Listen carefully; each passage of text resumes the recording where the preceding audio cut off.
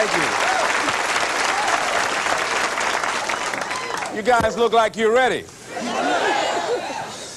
Repeat after me, please. This is my decade. This is my decade. You know, every year I used to say, this is my year. But ladies and gentlemen, one good year won't be enough for me. How many of you can use a good decade? Raise your hands, please.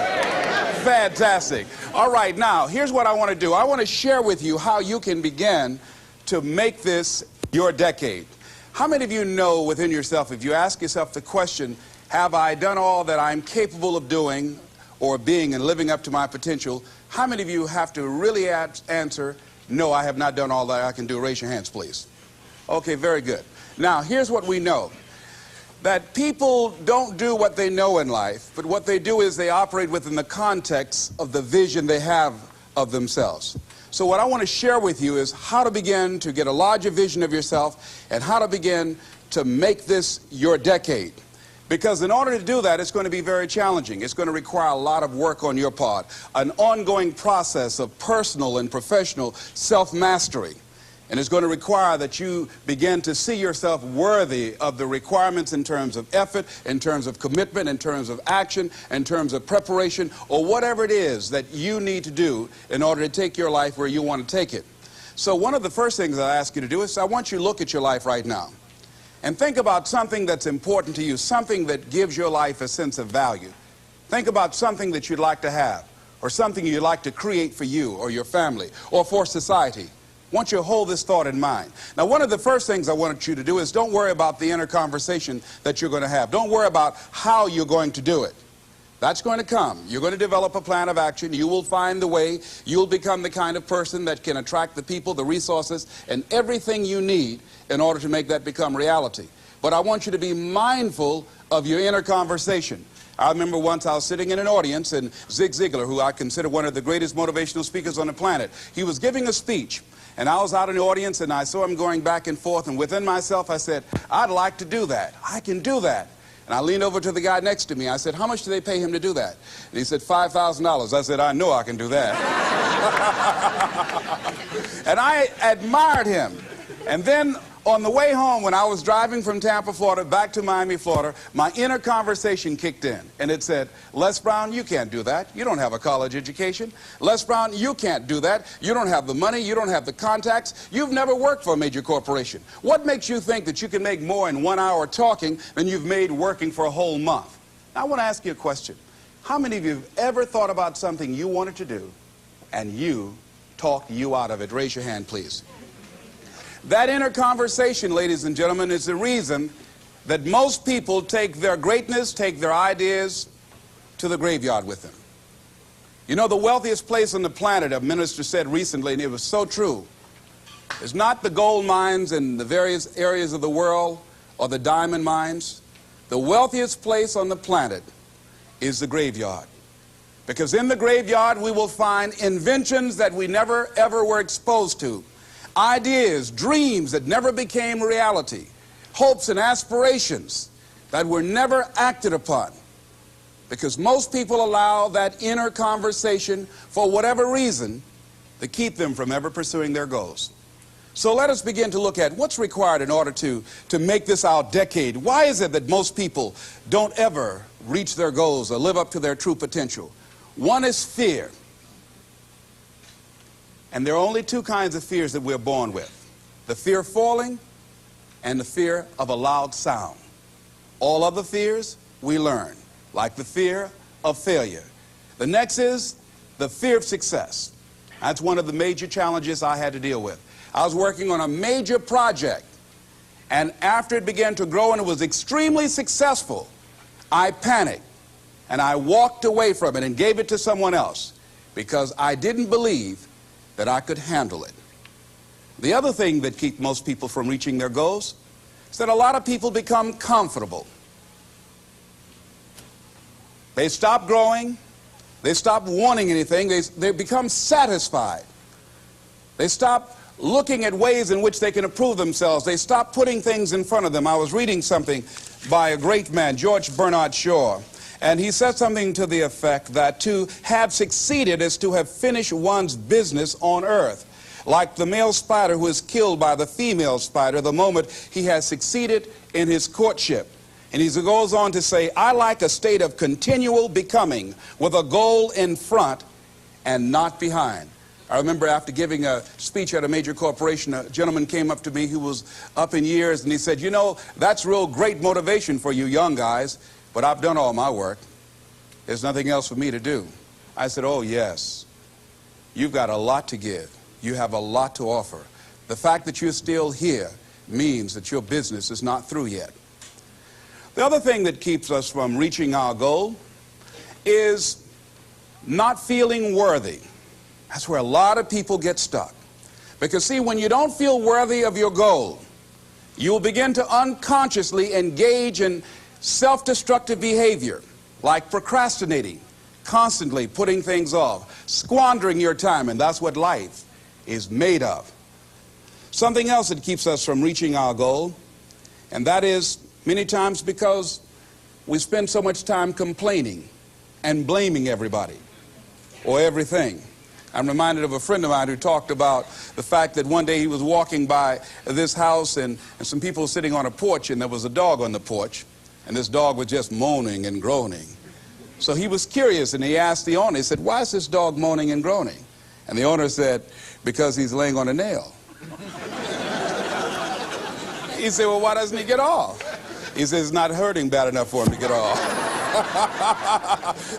How many of you know people who moan and groan and complain about life all the time, all right? They might moan and groan about their job. I'm sick of this job. I'm sick of you. And they just moan and groan and complain all the time and never do anything about it. They haven't got to the point where they're sick and tired of being sick and tired. They just have enough energy to complain about it, and they consider that, in fact, they believe that that's equivalent to doing something about it, just complaining. No, that can't get you where you want to go. That cannot create your reality for you. The other thing that keeps most people from realizing their true greatness and their true potential, circumstances, their environment. There are many people who believe because of where they're born, because of the area where they are in life and where they find themselves, that's all they know. Given my circumstances, ladies and gentlemen, I shouldn't be doing what I'm doing right now. See, I know something about you, even not knowing you, that you've got greatness within you. You have the ability to do things that you can't even begin to imagine. You have talents and skills in you that you haven't even begun to reach for yet. No one could have convinced me, given my circumstances, given my background, that I would be doing what I'm doing right now. I was born in Liberty City on a floor on 62nd Street, my twin brother and me. When we were 6 weeks of age, we were adopted. When I was in 5th grade, I was identified as EMR, labeled educable mentally retarded, and put back from the 5th grade into the 4th grade, and stayed in that category until I got out of high school. I have no college training, but here's what happened. I had an intervention in my life. A man who saw something in me in a time that I did not see something in myself. I never forget being in his class one day waiting on a friend of mine who was there to rehearse for a play. He did not show up, and he asked me to go up to the board and write something on the board. And I said, I can't do that, sir. He said, why not? I said, well, I'm in a special education class. He said, what do you mean? I said, go up to the board and write what I'm about to tell you. I said, I can't do that, sir. Why not? I'm educable mentally retarded. And he came from behind his desk. He said, don't ever say that again. Someone's opinion of you does not have to become your reality. And that changed my life. It was Oliver Wendell Holmes who said that once a person's mind is expanded with an idea or a concept, it can never be satisfied to going back to where it was. So some of you are going to experience a breakthrough. Some of you are going to go back and look at your dreams and brush them off. Some of you are going to begin to look at yourself and say, hey, look here, I know I have not done all that I can do. Whatever goal that you have in mind, I want that to be a goal that will challenge you, something that will make you stretch. It was Osborne who said, unless you attempt to do something beyond that which you've already mastered, you will never grow. What is it that you looked at some point in time and you decided that you couldn't do it, that you talk yourself out of it? Whatever it is, bring it back out there. How you're going to do it, that will come to you in due time. So you don't get in life what you want, ladies and gentlemen. You get in life what you are, not what you want. And see, the good news is that we can always become more by working to develop ourselves. So the first process of making this your decade, you've got to begin to take a look at your life and look at where are you right now? What are your strengths? What are your weaknesses? What gives your life a sense of fulfillment, a sense of joy? What does a full, rich life means to you? What is it that you could love doing 7 days a week that'll bring a smile to your face? Think about that. In all the areas of your life, your professional life, your personal life, your family life, your spiritual life, what is it that you'd like to have? Once you begin to determine that, that takes you to the next step. And that is, once you decide what it is that you want, now you've got to decide that you deserve that. Repeat after me, please. I deserve the best that life has to offer. I deserve to find my purpose in life. Shake somebody's hand on your right and left and say, find your purpose.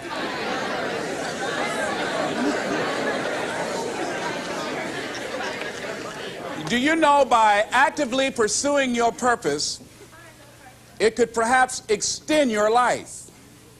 The number one killer in this country of all the diseases we have, heart disease. That's the number one killer. And if you ask most people, when is it that the majority of people have their first major heart attack? Some people will tell you as a result of obesity, or smoking cigarettes, or high cholesterol, or high blood pressure. And all of those are contributing factors. However, the truth of the matter is that most people don't realize that the majority of people suffer their first major heart attack on Monday morning between 8 a.m. and 9 a.m. People getting ready to go to jobs that they don't like, jobs that are making them sick. You see, when you're not pursuing your goal, you are literally committing spiritual suicide. When you have some goal out here that you're stretching for and reaching for that takes you out of your comfort zone, you'll find out some talents and abilities you have that you didn't know you have. I started speaking just to elementary school kids because I knew they didn't know what I was talking about. And they gave me all kind of standing ovation. We like you, yeah. Then I graduated up to junior high school and then to senior high school and then to various community groups and church groups and civic associations and then to colleges and to businesses. Now I'm traveling across the country and then traveling nationally and internationally. But I never would have discovered what I'm able to do right now if I wasn't willing to take a chance. And you've got to be willing to do that. You've got to believe in yourself. I was doing work for a major corporation and they were having a major downsizing. It's just another terminology for major firings. And so the people that were working there, they approached them and said, listen, you are eligible for early retirement. We will give you a buyout package of $300,000 if you take it within this time frame. However, after this time frame, when we have the downsizing, you might be among the people cut and you will lose all benefits that we're talking about right now, and the most you can get is 2 weeks severance pay. Ladies and gentlemen, only 50% of the people that were eligible took this. Let me tell you something. If I'd been there, I'd have gone to ask for your check. Listen, Marvin told me to get his check. He's home with his mama.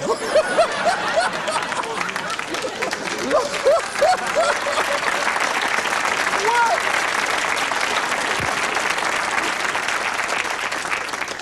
I would have taken that money so quick and had other people checks.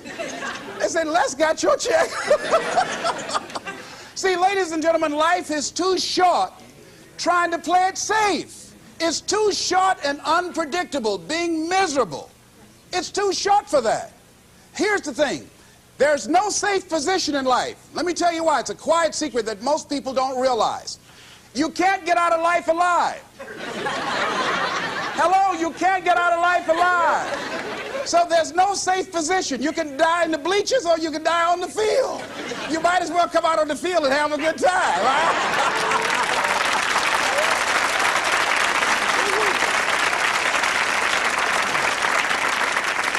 So if you want to make this your decade, you've got to decide to be bold. See, you got to be bold in life. You got to take life on. I remember I was at a major corporation. I had to give a presentation, and there were two guys sitting across from me, and the guy said to the other fellow, looking at the last two finalists, and that involved my firm and their firm, said, listen, looking at the credentials, this guy doesn't have any credentials. We have an advantage here. We've got 2 PhDs between us. I got up and I went in the bathroom and started talking to myself. I said, Les Brown, what do you care about their 2 PhDs? You have 6 children and a mama to take care of. And I went in that meeting, and first of all, I went there walking bold, looking good, feeling good, and smelling good, all right?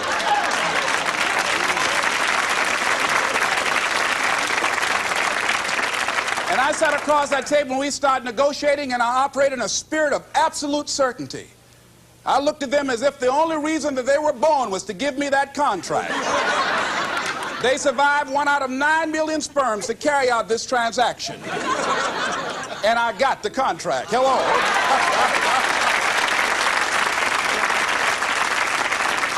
So you've got to decide to be bold. Most people go through life trying to creep. No, no, no. Trying to be casual about it. No, no, no. You go through life being casual, you'll end up a casualty. No. You've got to be bold in life. You've got to take life on. Now here's something else. You must be positive. See, a lot of people, when things don't happen when they want it to happen, they become negative, and they turn out and start projecting a lot of negative energy. No, no, you've got to make a conscious, deliberate, determined effort to be positive. Because see, when you know within yourself things are going to work out for you, when you know within yourself that some way, somehow, you're going to make it, and these are just some of the hoops you've got to flip through in order to get there, it's okay. Have a friend who went to get a job, and the people didn't hire him. He was so negative. Well, hey, to hell with you then. Wait a minute. They just don't have a job today. Don't burn your bridges behind you. Don't talk about the guy's mama. Come on. All right? Okay. Now, here's the last thing. If you want to reach your goal and have a competitive edge, you've got to be hungry. A lot of people love me to tell this story. When I got out of school, you know, my first major goal was to buy my mother a home, and my hero in broadcasting was Paul Harvey, and I wanted to become involved in broadcasting, and I loved the disc jockeys that were on the air, and I wanted to become a disc jockey. And Mr. Washington said something to me that I'll never forget, who was my mentor in high school. Repeat this. Whitney Young is his quote. It's better to be prepared, for an opportunity, and not have one, than to have an opportunity and not be prepared. See, so I started working to develop my communication skills and expand my vocabulary. I started visualizing myself being a disc jockey. I saw myself on the air having a talk show and playing records and people listening to me. That was my vision. That was my dream. I held that in mind constantly. And I would practice all the time. Practice makes what? Absolutely not. Just dislodge that from your mind. Practice only makes improvement. Perfection doesn't exist. They need to take it out of the dictionary. It doesn't exist. Practice only makes improvement. You can always better your best. You have not done your best work yet. As long as you're here, you have a chance to transcend yourself. So don't believe in perfection. It doesn't exist. It only makes improvement. So I would practice every day. And finally, I went over to this radio station, asked a guy for a job named Mr. Butterball, and I said, how you doing, sir? I'd like to get a job. I was working on Miami Beach at the Fontainebleau Hotel at the time. The Jackie Gleason and the June Taylor dances were famous. And my favorite program on television, most people would not remember it, John Beresford Tipton. Hi, my name is Michael Anthony. I have a check for $1 million. How many of you remember that program, all right? The Millionaire, that was my favorite program on television, you know. So if this is my fantasy, you know, and every time we would drive from Miami Beach, I would fantasize, oh, that's the house. When I get my million, I'm going to buy my mother that home over there. So that's my fantasy. So I went up to Mr. Butterball, and he said, do you have any radio experience? I said, no, sir. You have any background in journalism? I said, no, sir. I said, but I can never get experience if you don't give me the opportunity. I've been practicing a lot, sir. He said, I'm sorry, we don't have any job for you. I said, thank you, sir. He didn't know my reasons for being there. My reason, I wanted to use radio as a means to earn the money to buy my mother a home. I went back to the radio station again. I said, how you doing, Mr. Butterball? My name is Les Brown. I know your name. Didn't I just see you here yesterday? I said, yes, sir. I said, y'all have any jobs here? Didn't I tell you yesterday we didn't have any jobs? Yes, sir, but I thought maybe somebody got fired or resigned. I didn't know, sir. I went the next day. How you doing, Mr. Butterball? He said, yes. And I just didn't take it personal. How you doing? So y'all have any jobs here? Didn't I just tell you yesterday and the day before we didn't have any work? Well, I thought maybe somebody died, sir. I didn't know. I went the next day, showed up like nothing was wrong, like I saw him for the first time. How you doing, Mr. Butterball? Y'all having it? He said, boy, make yourself useful. Go get me some food. I said, yes, sir. See, many times when you want more, you've got to be willing to pay your dues. So I became their errand boy. I would get their lunch and their dinner and all kind of food for them. After a while, I would take the food to them in the control room, and I would not leave until they would ask me to, and I'd watch them working the controls, and I'd memorize their hand movements. And pretty soon, they would trust me with their cars to go pick up entertainers that came into town, entertainers like Sam Cooke, Dinah Ross and the Supremes, the Four Tops and the Temptations. I would drive them all over Miami Beach in the disc jockeys' cars. I didn't have any driver's license, but I was driving like I had some.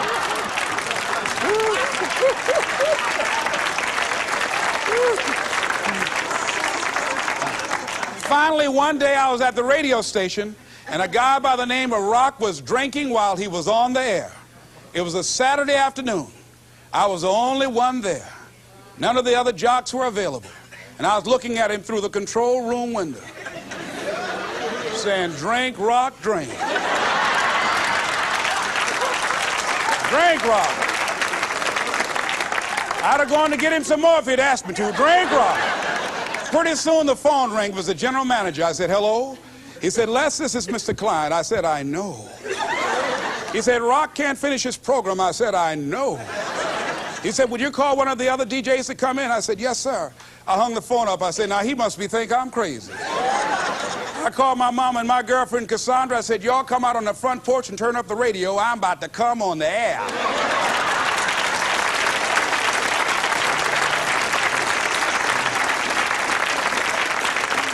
I waited for about 20 minutes, and I called him back. I said, Mr. Klein, I can't find nobody. He said, young boy, do you know how to segue the records? I said, yes, sir. He said, go in there and don't say nothing here. I said, yes, sir.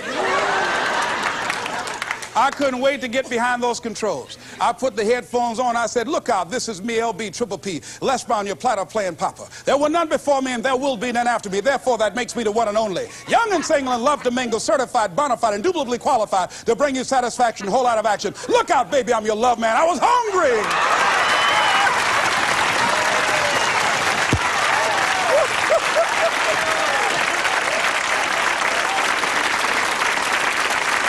You feel better when you are able to have charge of your destiny, doesn't it? Gives you a good feel. Gives you choices. You can do more things. See, my first major goal was to buy my mother a home. I feel like Abraham Lincoln, who said, all that I am and all that I ever hope to be, I owe to my mother. And I said to my mama one day, I said, Mama, when I become a man, I'm going to buy you a home. And you won't have to go to work every day. You won't have to work. You just sit down, Mama. She was getting up, getting dressed to go to M&M cafeteria. I was just following her around. I said, watch, Mama. One day you won't have to leave here to go to work no more. It's raining outside. You won't have to go to work in the rain. You just do what you want to do. Like stay home and fix me sweet potato pie. My mama fixed the kind of sweet potato pie you can't eat with your shoes on.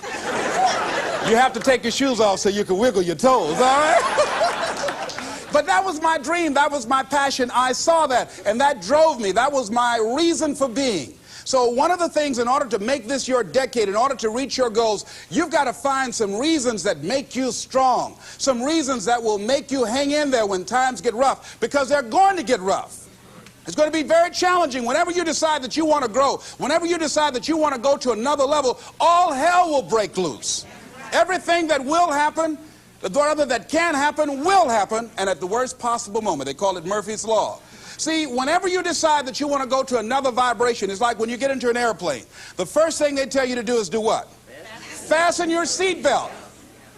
Because you're going to experience some turbulence when you're going up. And some of you are already experiencing that turbulence. Don't be frightened by that. See, whenever you decide you want to go to another level, you've got to fasten your psychological, your mental, and your spiritual seatbelt. Because it's going to be a while before you experience a comfortable altitude. You're going to get there. It's there. But you've got to go through this phase here. This is how you grow. This is how you develop. See, life is like a roller coaster. Sometimes you're up, sometimes you're down. Sometimes things go well, and sometimes they don't go well. But in the down moments, that's when you discover who you are. During the down moments, see, in this prosperous time, you put it in your pocket. In the lean times, you put it in your heart. And that's when you discover who you are. So find 5 reasons that empower you. Why is it that you deserve your goal? What are the 5 reasons that you won't give up when life catches you on the blind side? When the messenger of misery visits you, what are you going to do? What will keep you in the game when life knocks you to the canvas? See, the Buster Douglas that fought in the last fight was not the Buster Douglas that fought Mike Tyson. See, the Buster Douglas that got knocked down while fighting Mike Tyson had gotten out of an alcohol recovery center. His mother had died. His wife was ill with a terminal illness. He was considered a nothing, a bum. So when he got knocked down, Buster Douglas had a reason to get back up because he said, I'm dedicating this fight to the memory of my mama. But when he fought the last fight that he had, and he got knocked down, and he had a guaranteed $24 million in his pocket, whether he got up or not, he just said, hurry up and count me out.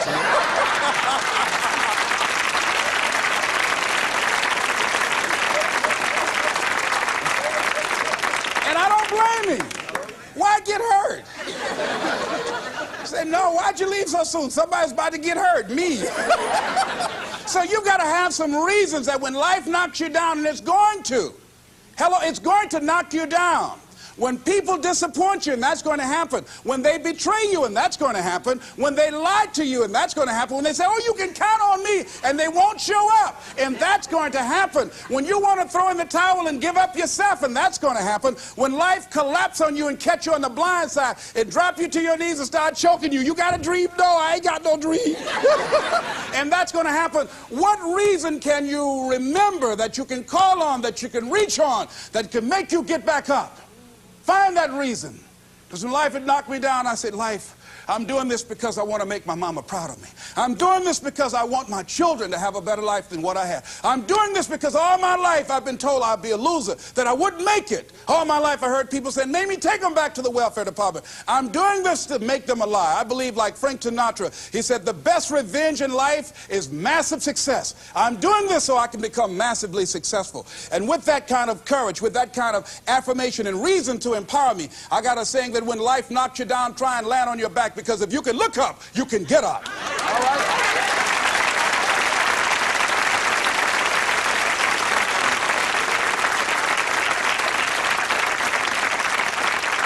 So when you run out of money, when things don't work out for you, when things happen that you could not anticipate, what are the reasons that you can think of that can keep you strong, that can keep you in the game, that will be your rod and staff to comfort you, that can be your bridge over troubled waters? Those reasons are very important. Nietzsche said, if you know the why for living, you can endure almost anyhow. So find out the reasons that you do what you do. Find out the reasons that will make you strong, that will make you walk by faith and not by sight, that will make you pursue your dream when everybody is against you or don't believe in you no more. And let me tell you something, that's a lonely feeling. It's a lonely feeling, particularly people that you're doing it for, or people that stand to benefit the most, or people who should be the #1 members in the encouragement club, but they end up saying, you can't do it, and they become members of the discouragement club. Oh, it hurts very badly. I know what that's like. Have people that you love close to you that look at you with that look and say, why don't you try something else? Why don't you give up? I said, but this is my life. I have got to do this. Les, you had a good job at Sears. That man like you. Mama, I can't go back to Sears. I got to be my own boss. I can't do that. I mean, you know, it's ladies and gentlemen, you know, when you work on a job that's dead end, you can see the ceiling already. It's like going in the middle of a movie. And after you've seen the movie, sitting back through that over again, there's something missing. You know the hero is not going to die. You know what the outcome is already. And so that's why a lot of people, a lady was telling me, she said when she went to work, it felt like a refrigerator fell on her shoulder as soon as she stepped in. Because she knew she'd gone as far as she could go. See, they're paying her just enough to keep her from quitting, and she's worked just hard enough just to keep from getting fired. How many of you know people like that? Raise your hand. One of you didn't raise your hand, you the one. I I'll just tease it, all right? Here's something else. Make a commitment to be happy. See, you know, I have you laughing a lot. See, life is too short going through it looking homely, tired, and ugly.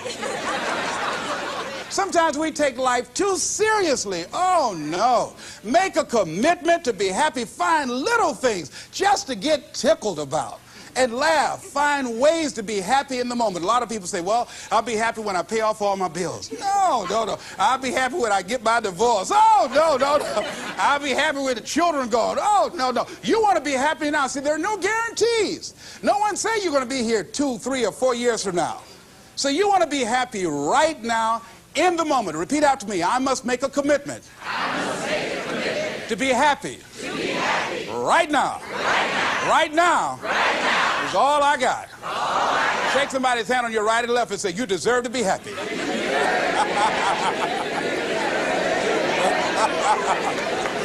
Make a commitment to be happy, because life now has new meaning for you. Just enjoying the sunset, or just looking at life, or looking at nature, going for a walk. It's the little things in life that counts. Here's something else that you want to begin to do in order to make this your decade. You want to begin to get all the toxic people out of your life. Hello? Energy drainers, get them out of your life. See, ladies and gentlemen, it takes a lot of energy to reach your goal. It takes a lot of emotional, mental, and spiritual energy to reach your goal. And you can run faster with 100 who want to go than with one around your neck.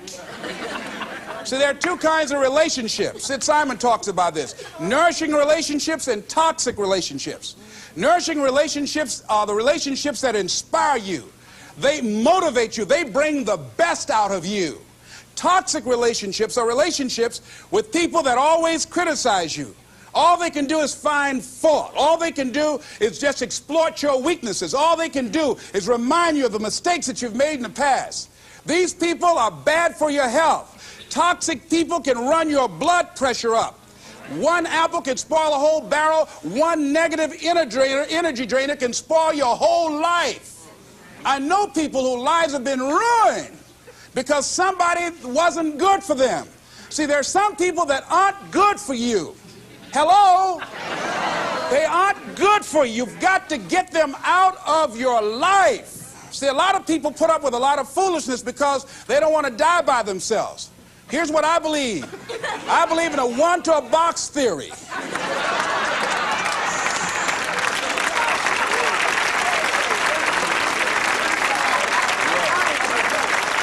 Ask this question of yourself. Make a list of who you communicate with most and ask yourself the question, what kind of person am I becoming because of this relationship? Is it helping me to grow mentally and emotionally and spiritually? Am I becoming a better person because of this relationship? Do they bring out the best in me? Do they inspire me? Do they encourage me to develop my greatness? Do they make me stretch? So you got to look at the people in your life and find out, what kind of person are you becoming because of that relationship? My mother used to say, birds of a feather flock together. You run around with losers, you will end up a loser. Unconsciously. Unconsciously, you will pick up their ways, you'll pick up their habits, you'll pick up, most importantly, their attitude about life. If you're around cynical, negative people all the time, you will become cynical and negative. So you got to watch yourself. Many of us are living out the lives of other people, living out their conclusions, living out of their consciousness. The other thing is that you begin to looking at your life and looking at what it is that you want to achieve. Another crucial thing that you must do is align yourself with powerful people. Align yourself with people that can encourage you, people that can empower you, people that you can learn from, people that you can grow from. That's very important. See, if you have people around you that can contribute to your growth. When I wanted to become a speaker, I joined the National Speakers Association. I wanted to be around the Dr. Norman Vincent Peales, the Zig Ziglars, the Dwayne Dyers. I wanted to be around people that were doing what I wanted to do. I wanted to learn from them. And you want to do that too. You want to align yourself with people who think like you, people who dream like you, people who want more out of life, people that are stretching and searching and seeking some higher ground in life. as opposed to the majority of people. Somebody said, always strive to get on top in life because it's the bottom that's overcrowded. And see, you don't want to be on the bottom. See, it's easy to be on the bottom. It doesn't take any effort to be a loser. It doesn't take any motivation, any drive in order to stay down there on a low level. But it calls on everything in you, ladies and gentlemen. You have to harness your will to say, I'm going to challenge myself. Sometimes I have to pull myself out of bed and say, come on, Les. Things I know I should do, I don't do. Things I shouldn't do, I do. I found that the biggest enemy you have to deal with is yourself. There's an old African proverb that says, if there's no enemy within, the enemy outside can do us no harm. So think about that.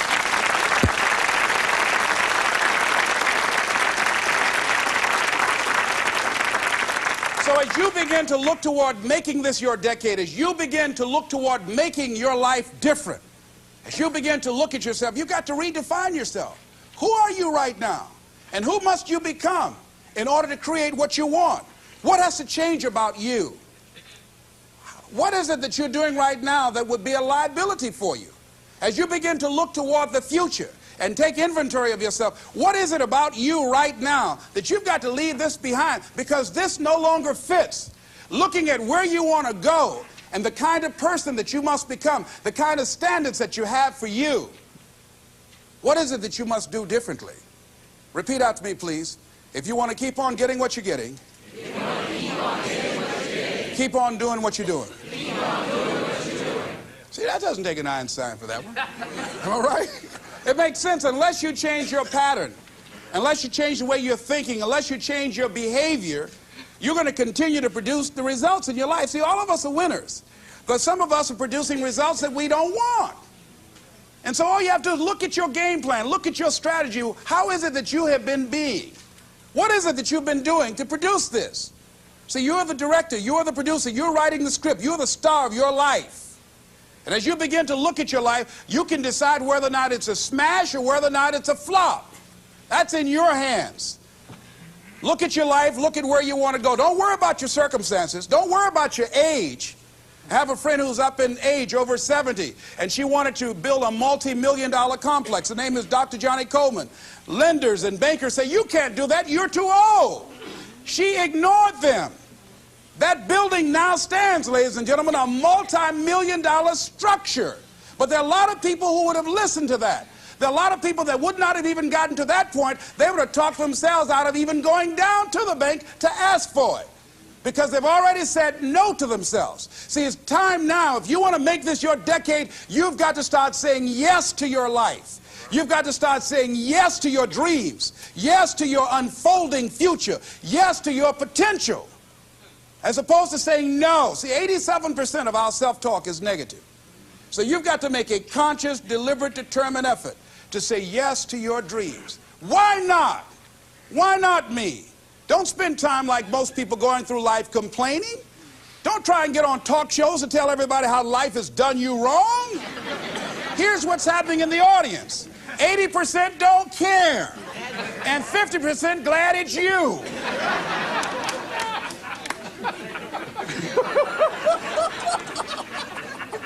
All right?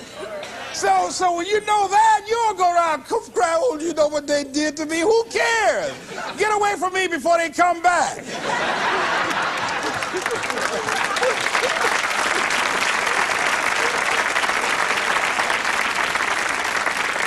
I had a friend of mine that said something that's very important. He said, hey, it doesn't matter what happens to you. The only thing matters, what are you going to do about it? That's all that matters. Okay, life knocked you down. What are you going to do about it? How long are you going to sit there and say, you know what they did to me? How long? Who wants to hear that racket? Use that energy to get up from there and move on and get on with your life. You got to learn to let the past go so you can grow. Many people never act on their dreams because they allow their past experiences to determine what their possibilities are. Whatever you've done in the past, that's not a reflection of your possibilities. That's just a reflection of your consciousness. That's just a reflection of your development and your growth. The future is unfolding for you right now. The future is unlimited for you right now. No one knows where you can go. No one knows what you're capable of or what's possible for you. You don't even know that. I had no idea, ladies and gentlemen. No one could have convinced me that I was able to do this. I never forget, I was speaking in Detroit, and a high school friend of mine saw me afterwards, and he was backstage. He said, "I can't believe it's the same person." And I thought for a moment, and I said, "It's not. The person you know, he's gone. He doesn't live here anymore." We have the power to change our personal history, changing the direction of our lives, changing our thoughts, changing where we want to go, exploring new horizons. So as you begin to look at this decade and affirming that this is your decade, as you set goals that will make you stretch, that will bring out the best in you, as you begin to remove the negative, toxic people from your life, as you decide to take some chances in life, and that's one of the things that's very important. Viscard said, if you're not willing to risk, you cannot grow. And if you cannot grow, you cannot become your best. And if you cannot become your best, you cannot be happy. And if you can't be happy, then what else is there? I'll never forget when I reached my first major goal of buying my mother that home. I'll never forget what it was like. And you're going to have this experience when you reach some major goal. When I drove up to the house and I got out and I gave Mama the key. And I said, "Mama, this is for you." I'll never forget the look on her face. She said, "Oh my God. No one could have convinced me when I adopted y'all that this would happen." She said, "Oh, thank you." She said, "And you, you caused me so many damn problems."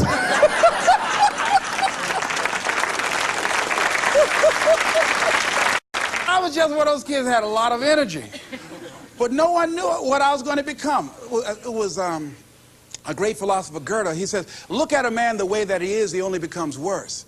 But look at him as if he were what he could be, then he becomes what he should be. And what Mr. Washington did was he looked beyond my faults and saw my needs. And he said, "I see something in you." And I was there, oh God, I hope he's right. And I want to live up to his expectations. See, no one rises to low expectations. Finally, here's one last thing I'd like to leave with you. If you want to make this your decade, find some cause that you believe in. See, this is my profession, but my greatest joy in life is working with young kids. Every Monday, I fly up to Chicago to work with 600 young kids at Christ Universal Temple Church, working with them to develop a sense of purpose and direction with their lives. We've developed a training program. If they're addicted to drugs or alcohol, we help them to get into a permanent recovery program. If they're not, we help them to develop a vision of themselves where drugs and alcohol does not fit. I love it when I go into the Cook County Jail and see the look on these young men's faces, the anger and the self-hatred. And then when we leave there, see the difference in them as we begin to touch a spark in them as Mr. Washington touched in me. And you cannot put a dollar price on that.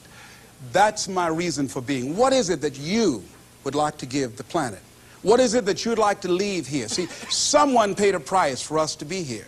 I believe that we live in the greatest country in the world that gives us an opportunity to make a difference in life. We are blessed to have been dropped off on this part of the planet. A friend of mine was in Manila and saw a bumper sticker that said, "Yankee, go home and take me with you." So as you begin to look at your life, decide, what kind of legacy do I want to leave? What kind of statement do you want to make with your life? What 3 things you want said when you die? What contribution do you want to make? I don't know what you want to do.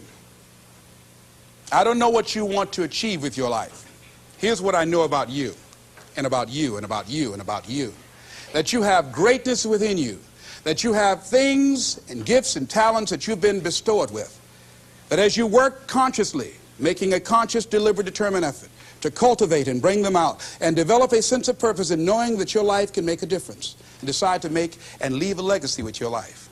I say to you that the planet will never be the same again because you showed up. As you begin to look toward the future and affirm that this is your decade, this is what I like to leave with you that I'm known by. It's become my motto. And it says simply this: what do you want to do? My goal is to be the best son that I can be to my mother. My goal is to be the best father that I can be to my children. And my goal is to create a drug-free America, be the best motivator that I can be.